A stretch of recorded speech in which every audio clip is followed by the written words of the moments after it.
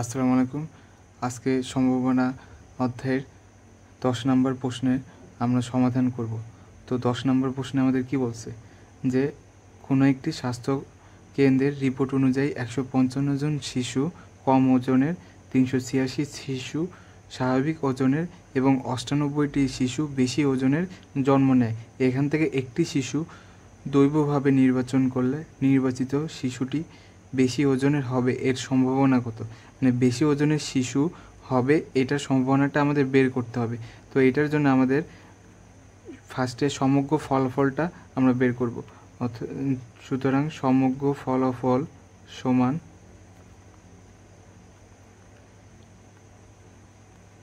সমগ্র ফলাফলটা হবে এই আমাদের কম ওজনের, স্বাভাবিক ওজনের এবং বেশি ওজনের শিশুর মোট যোগফলটা। তাহলে আমাদের 155 প্লাস 386 প্লাস 98 সমান আমাদের 639। এরপরে আমাদের বলছে শিশুটা যদি নির্বাচন করি, একটা শিশু যদি আমরা দৈবভাবে নির্বাচন করি তাহলে শিশুটা বেশি ওজনের হওয়ার সম্ভাবনা কত? তাহলে অনুকূল ফলাফল হবে আমাদের কি বেশি ওজনের শিশুর সংখ্যা।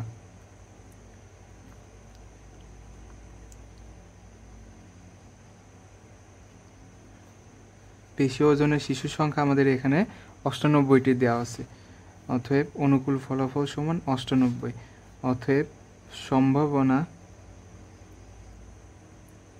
সমান সম্ভাবনার আমাদের মেন সূত্রটা হচ্ছে অনুকূল ফলাফল ডিভাইড বাই কি মোট ফলাফল। তো অনুকূল ফলাফল দেওয়া আছে আমাদের 98 এবং মোট ফলাফল আমাদের 639। তার মানে 98 ডিভাইড বাই 639% আমাদের কি ওই শিশুটা বেশি ওজনের হওয়ার সম্ভাবনা আছে।